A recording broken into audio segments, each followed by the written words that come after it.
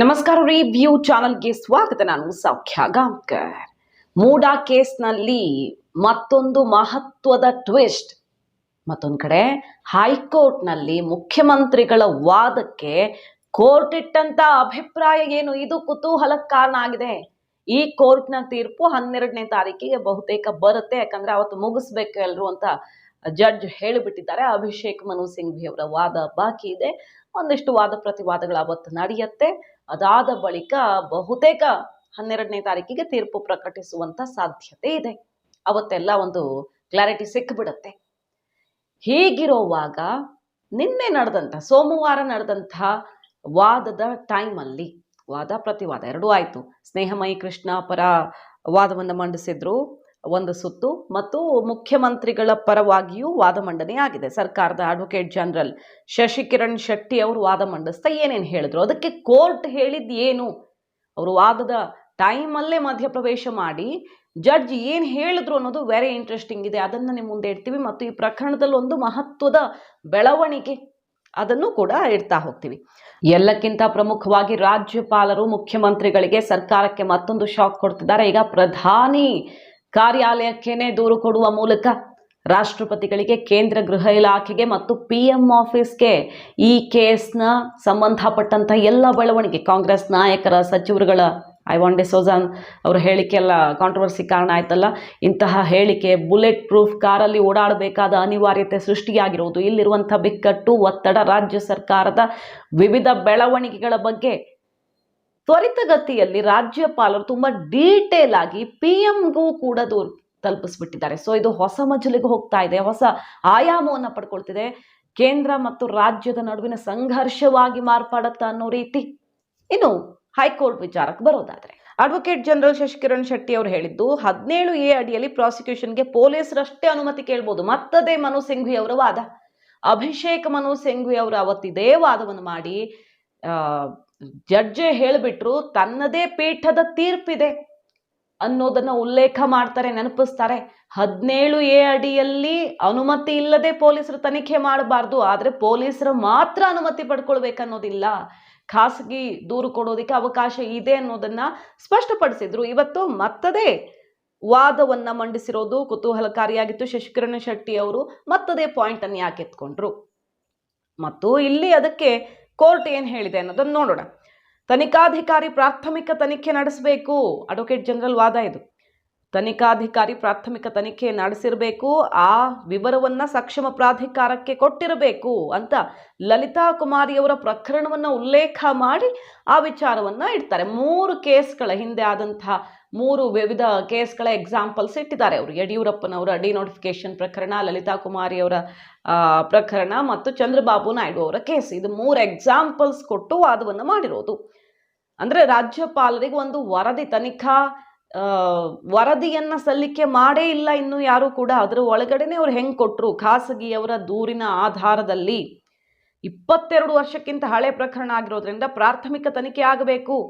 ಇಲ್ಲಿ ರಾಜ್ಯಪಾಲರೇ ತನಿಖಾಧಿಕಾರಿಯ ರೀತಿಯಲ್ಲಿ ವರ್ತಿಸಿದ್ದಾರೆ. ತಾನೇ ಪ್ರಾಥಮಿಕ ತನಿಖೆ ಮಾಡಿ ಖಾಸಗಿಯವರ ದೂರಿಗೆ ಈ ರೀತಿ 17A ಅಡಿಯಲ್ಲಿ ಅವಕಾಶ ಮಾಡಿಕೊಟ್ಟಿದ್ದಾರೆ.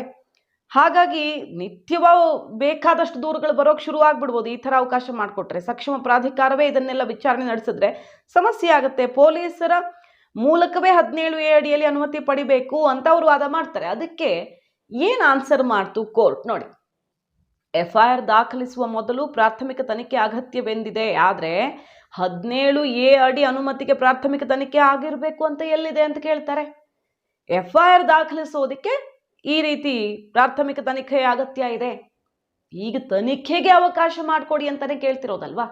17A ಅಡಿ ಅನುಮತಿಗೆ ಪ್ರಾಥಮಿಕ ತನಿಖೆ ಆದ ಮೇಲೆ ಅನುಮತಿ ಅಂತ ಎಲ್ಲೂ ಇಲ್ಲ, ಆ ಥರ ಇದೆಯಾ ಅಂತ ಕೋರ್ಟ್ ಕೇಳಿರೋದು. ಜಡ್ಜ್ ಕೇಳ್ತಾರೆ, ತನಿಖೆಗೂ ಮುನ್ನ 17A ಅನುಮತಿ ಬೇಕಲ್ವಾ? ಹಾಗಾದ್ರೆ ಈಗ ಇವರು ವಕೀಲರು ಮನು ಸಿಂಘ್ವಿ ಅವರು ಮತ್ತು ಅಡ್ವೊಕೇಟ್ ಜನರಲ್ ವಾದ ಮಾಡ್ತಿರೋದು ತನಿಖೆ ಆದ್ಮೇಲೆ 17A ಕೊಡಬೇಕು ಅಂತ. ಜಡ್ಜ್ ಹೇಳ್ತಿರೋದು 17A ಕೊಟ್ಟ ಮೇಲೇನೆ ತನಿಖೆ ಮಾಡೋದಕ್ಕೆ ಸಾಧ್ಯ.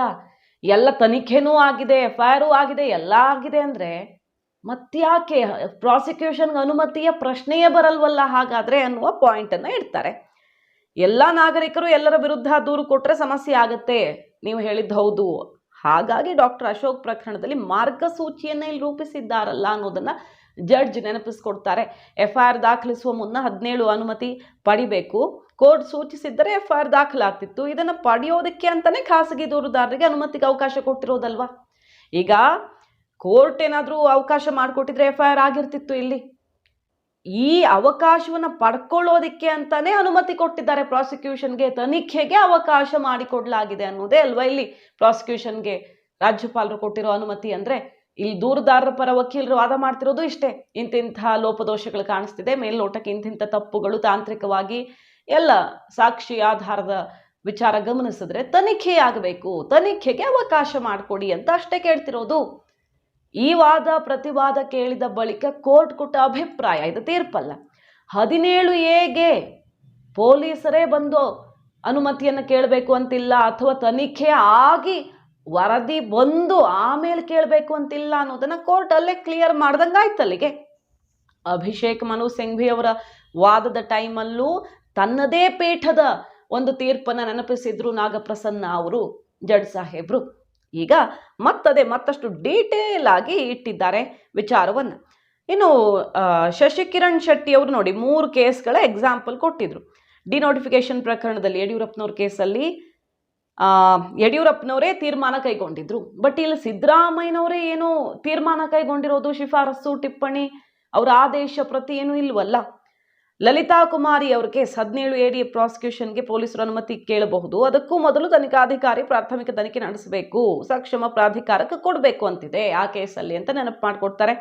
ಮತ್ತು ಚಂದ್ರಬಾಬು ನಾಯ್ಡು ಕೇಸಲ್ಲಿ ಸಿಎಂ ಕೈಗೊಂಡ ನಿರ್ಧಾರ ಶಿಫಾರಸ್ನಲ್ಲಿ ಅಪರಾಧದ ಅಂಶ ಇರಬೇಕು. ಸಿಎಂ ಏನಾದರೂ ಒಂದು ತೀರ್ಮಾನ ತಗೊಂಡಿರ್ತಾರಲ್ಲ, ಅದರಲ್ಲಿ ಏನಾದರೂ ತಪ್ಪು ಕಾಣಿಸ್ಬೇಕು. 17A ಅಡಿಯಲ್ಲಿ ಅನುಮತಿ ಕೊಡುವಾಗ ಕರ್ತವ್ಯದ ಭಾಗವಾಗಿತ್ತೆ ಅಂತ ನೋಡಬೇಕು. ಅಂದ್ರೆ ಅವ್ರು ಹೇಳ್ತಾ ಇರೋದು ಮುಖ್ಯಮಂತ್ರಿಗಳೇ ಏನೋ ಒಂದು ಆದೇಶ ಕೊಟ್ಟಿದ್ದಾರೆ, ಆ ಆದೇಶ ಯಾವುದೋ ಒಂದು ಅಕ್ರಮದ ಉದ್ದೇಶದಿಂದ ಕೊಟ್ಟಿದ್ದು ಅನ್ನೋದಲ್ಲಿ ಏನಾದರೂ ಕಾಣಿಸ್ಬೇಕು, ಆಗ ಮಾತ್ರ 17A ಅಡಿ ಬರುತ್ತೆ. ಬೇರೆ ಯಾವುದಕ್ಕೂ ಈ ರೀತಿಯ ಕೇಸ್ಗೆ ಬರಲ್ಲ. ಇದು ಮುಖ್ಯಮಂತ್ರಿಗಳು ಏನು ನೇರವಾಗಿ ಏನಾದ್ರು ಆದೇಶ ಬರೆದು ಕೊಟ್ಟಿದ್ದಾರಾ, ಇಲ್ಲಿ 14 ಸೈಟ್ ಕೊಡಿ ಮತ್ತೊಂದು ಕೊಡಿ ಅಂತ ಬರೆದು ಕೊಟ್ಟಿರೋದೇನು ಇಲ್ವಲ್ಲ ಅನ್ನುವ ವಾದವನ್ನ ಮಂಡಿಸಿದ್ದಾರೆ. ಸೊ ಇದು ವಾದ, ಕೋರ್ಟ್ನ ಅಭಿಪ್ರಾಯ ಈ ರೀತಿಯಲ್ಲಿದೆ. ಇನ್ನು ಈ ಸಂದರ್ಭದಲ್ಲಿ ಸ್ನೇಹಮಯಿ ಕೃಷ್ಣ ಅವರ ಪರ ಇನ್ನೂ ಒಂದು ವಾದ ಆಗಿದೆ. ವಕೀಲೆ ಲಕ್ಷ್ಮೀ ಅಯ್ಯಂಗಾರ್ ಅವರು ವಾದ ಮಂಡಿಸಿದ್ರು. ಹಿಂದಿನ ಸೆಷನ್ ಅಲ್ಲಿ ರಾಘವನ್ ಅವರು ಅತ್ಯಂತ ಪ್ರಖರವಾಗಿ ಮಂಡಿಸಿದ ವಾದ ಬಹಳ ಬಲವನ್ನು ಕೊಟ್ಟಿತ್ತು ದೂರುದಾರರಿಗೆ. ಈಗ ಲಕ್ಷ್ಮೀ ಅಯ್ಯಂಗಾರ್ ಅವರು ಈ ಸಲ ವಾದ ಮಂಡಿಸಿದ್ರು. 3 ಸೆಷನ್ ನಲ್ಲಿ 3 ಬೇರೆ ಬೇರೆ ವಕೀಲರು ಬಂದ್ರು ಸ್ನೇಹಮಯಿ ಕೃಷ್ಣ ಪರ.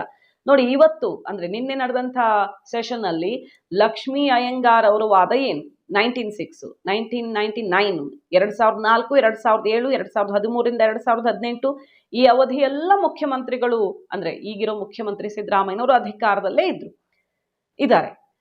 2020ರಿಂದ 2023 ಸಂವಿಧಾನಿಕ ಹುದ್ದೆಯಲ್ಲೇ ಇದ್ದಾರೆ ಅಲ್ವಾ. ಆಗ ಕೂಡ ವಿರೋಧ ಪಕ್ಷ ನಾಯಕರಾಗಿದ್ರು. ಅವರು ಅಧಿಕಾರದಲ್ಲಿ ಇದ್ದ ಅವಧಿಯಲ್ಲಿ ಮಾತ್ರ ಮೂಡಾ ನಿವೇಶನದ ವಹಿವಾಟು ನಡೆದಿದೆ. ಆಗ ಮಾತ್ರ ಮೂಡಾ ನಿವೇಶನದ ವಹಿವಾಟು ನಡೆದಿದೆ. ಈ ಹಗರಣ ಬೆಳಕಿಗೆ ಬಂದಾಗ 14 ಸೈಟ್ ವಾಪಸ್ ಪಡೆದು 64 ಕೋಟಿ ಕೊಡಬೇಕು ಅನ್ನುವ ಹೇಳಿಕೆಯನ್ನೂ ಕೊಟ್ಟಿದ್ದಾರೆ ಅವರು ಮೀಡಿಯಾ ಮುಂದೆ. ಅವರು ಅಧಿಕಾರದಲ್ಲಿ ಇಲ್ಲದ ಅವಧಿಯಲ್ಲಿ ಜಮೀನಿಗೆ ಸಂಬಂಧಪಟ್ಟಂತೆ ಯಾವುದೇ ಸಣ್ಣ ಫೈಲು ಮೂವ್ ಆಗಿಲ್ಲ, ವಹಿವಾಟು ನಡೆದಿಲ್ಲ. ಇದು ಅರ್ಜಿದಾರರ ಪಾತ್ರವನ್ನ ಕ್ಲಿಯರ್ ಮಾಡ್ತಿದೆ. ಅಧಿಕಾರ ಅಂದ್ರೆ ಉಪಮುಖ್ಯಮಂತ್ರಿ ಆಗಿರ್ಲಿ, ವಿರೋಧ ಪಕ್ಷ ನಾಯಕ ಆಗಿರ್ಲಿ, ಇಲ್ಲ ಸಿಎಂ ಆಗಿರ್ಲಿ, ಏನೋ ಒಂದು ಪೋಸ್ಟ್ ಅಲ್ಲಿ ಇದ್ದಾಗ ಈ ಸೈಟು ಜಮೀನಿಗೆ ಸಂಬಂಧಪಟ್ಟಂತೆ ಏನೋ ಒಂದು ಡೆವಲಪ್ಮೆಂಟ್ ಆಗಿದೆ. ಅವರು ಇಲ್ಲದೆ ಇದ್ದಾಗ ಏನೂ ಆಗಿಲ್ಲ.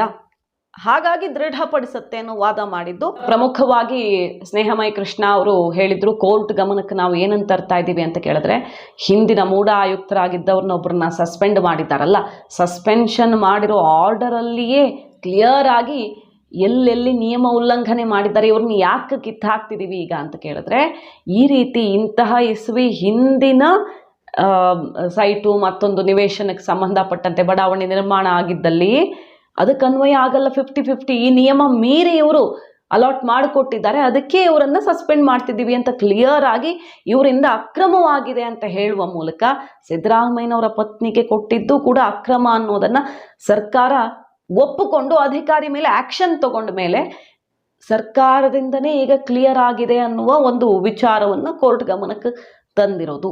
ಅಂದ್ರೆ ಅದನ್ನ ವಾದದಲ್ಲಿ ಪ್ರಮುಖವಾಗಿ ತಗೊಂಡಿರೋದು. ಹಾಗೆ ಈ ಎಲ್ಲ ಬೆಳವಣಿಗೆಗಳನ್ನು ನೋಡಿದ್ದೀವಿ. ಕೋರ್ಟ್ನ ಅಭಿಪ್ರಾಯವನ್ನು ನೋಡಿದ್ದೀವಿ. 12ನೇ ತಾರೀಕು ಅಭಿಷೇಕ್ ಮನು ಸಿಂಘ್ವಿ ಅವರು ಯಾವ ಹೊಸ ವಿಚಾರದೊಂದಿಗೆ ಬರ್ತಾರೆ ಅನ್ನೋದನ್ನು ಕಾದು ನೋಡಬೇಕು. ಸೊ ಈಗಿನ ಬೆಳವಣಿಗೆಗಳನ್ನ ನೋಡಿದ್ರೆ ಈ 17A ಅಡಿಯಲ್ಲಿ ಅವಕಾಶ ಹೈಕೋರ್ಟ್ ಎತ್ತಿ ಹಿಡಿಯುವ ಸಂಭವ ಇದೆಯಾ ನೋಡಿ. ಅದರ ನಡುವೆ ಇನ್ನೊಂದು ಡೆವಲಪ್ಮೆಂಟ್, ಲೋಕಾಯುಕ್ತ ಈಗ ಮೂಢಾಧಿಕಾರಿಗಳಿಗೆ ನೋಟಿಸ್ ಕೊಟ್ಟಿದೆ. ಏನಕ್ಕೆ, ಏನಾಗಿದೆ ಅಂತ ಕೇಳಿದ್ರೆ, ಸಾಕ್ಷಿ ನಾಶ ಮಾಡುವ ಅಧಿಕೃತ CCTV DVRಗಳೆಲ್ಲ ನಾಪತ್ತೆಯಾಗ್ಬಿಟ್ಟಿದೆ. ಮೂಢ ಆಯುಕ್ತರ ಅಧಿಕೃತ ನಿವಾಸದಲ್ಲಿದ್ದ CC ಕ್ಯಾಮ್ರಾಗೆ ಸಂಬಂಧಪಟ್ಟಂತೆ ದಾಖಲೆಯನ್ನ ನಾಶ ಮಾಡಿದ್ದಾರೆ ಅಂತ ಈಗ ಕೇಳಿ ಬರ್ತಿರುವಂತಹ ಆರೋಪ. ಆಯುಕ್ತರ ನಿವಾಸದಲ್ಲಿದ್ದಂತಹ CC ಕ್ಯಾಮ್ರಾ DVR ನಾಪತ್ತೆಯಾಗಿದೆ. ಹಿಂದಿನ ಆಯುಕ್ತರೇ ಅದನ್ನ ಕದ್ದೊಯ್ದಿದ್ದಾರೆ ಅನ್ನುವಂತಹ ಅನುಮಾನ ವ್ಯಕ್ತವಾಗ್ತಿದ್ದು, ಈಗ ಲೋಕಾಯುಕ್ತ ನೋಟಿಸ್ ಜಾರಿಯಾಗಿರೋದು ಇದಕ್ಕೆ ಸಂಬಂಧಪಟ್ಟಂತೆ. 8 CC ಕ್ಯಾಮ್ರಾ DVR ತೆಗೆದುಕೊಂಡು ಹೋಗಿದ್ದಾರೆ ಅಧಿಕಾರಿಗಳು ಅನ್ನೋ ಮಾಹಿತಿ ಈಗ ಲಭ್ಯವಾಗ್ತಾ ಇದೆ. ಇದಕ್ಕೆ ಸಂಬಂಧಪಟ್ಟಂತೆ ಮತ್ತಷ್ಟು ತನಿಖೆಯನ್ನು ನಡೆಸ್ತಾ ಇದ್ದು, ಈ ಹಿಂದಿನ ಆಯುಕ್ತರು ಹೆಚ್ಚು ಮನೆಯಲ್ಲೇ ಕೂತ್ಕೊಂಡು ಕೆಲಸ ಮಾಡ್ತಿದ್ರಂತೆ, ಅಂದ್ರೆ ವರ್ಕ್ ಫ್ರಮ್ ಹೋಮ್ ರೀತಿಯಲ್ಲಿ. ಹಾಗಾಗಿ ಮನೆಯಲ್ಲಿದ್ದಂಥ ಎಲ್ಲ ದಾಖಲೆಗಳನ್ನ, ಆಧಾರಗಳನ್ನ ನಾಶಪಡಿಸುವಂತಹ ಕೆಲಸ ಆಯ್ತಾ. ಗಂಭೀರ ಆರೋಪ ಕೇಳಿ ಬರ್ತಾ ಇದೆ. ಲೋಕಾಯುಕ್ತ ಅಖಾಡಕ್ಕೆ ಇಳಿದಿರೋದು ಮೂಡ ಪ್ರಕರಣದಲ್ಲಿ ಮತ್ತೊಂದು ಮಹತ್ವದ ಬೆಳವಣಿಗೆ. ಈ ಮೂಡ ಅಂತೂ ಒಂದೆರಡು ಅಕ್ರಮ ಅಲ್ಲ, ದಿನ ದಿನ ಎಲ್ಲ ಬಟಾ ಬಯಲಾಗ್ತಿದೆ ಮೂಡಾದಲ್ಲಿ ಬ್ರಹ್ಮಾಂಡ ಭ್ರಷ್ಟಾಚಾರ ಅನ್ನೋದಕ್ಕೆ. ಇದಕ್ಕೆ ಪೂರಕವಾಗಿ ಈಗ ಈ ದಾಖಲೆಗಳನ್ನ ನಾಶಪಡಿಸುವಂತಹ ಪ್ರಯತ್ನದ ಮತ್ತೊಂದು ವಿಚಾರ ಈಗ ಔಟ್ ಆಗಿರೋದು. ಕಾದ್ ನೋಡೋಣ. ಮಾಹಿತಿ ನಿಮ್ಗೆ ಇಷ್ಟ ಆಗಿದ್ರೆ ಮಿಸ್ ಮಾಡಿದ್ರೆ ನಮ್ಮ ಚಾನಲ್ನ ಸಬ್ಸ್ಕ್ರೈಬ್ ಮಾಡಿ, ನಿಮ್ಮ ಅಭಿಪ್ರಾಯ ಕಮೆಂಟ್ ಮಾಡಿ ತಿಳಿಸಿ. Thank you.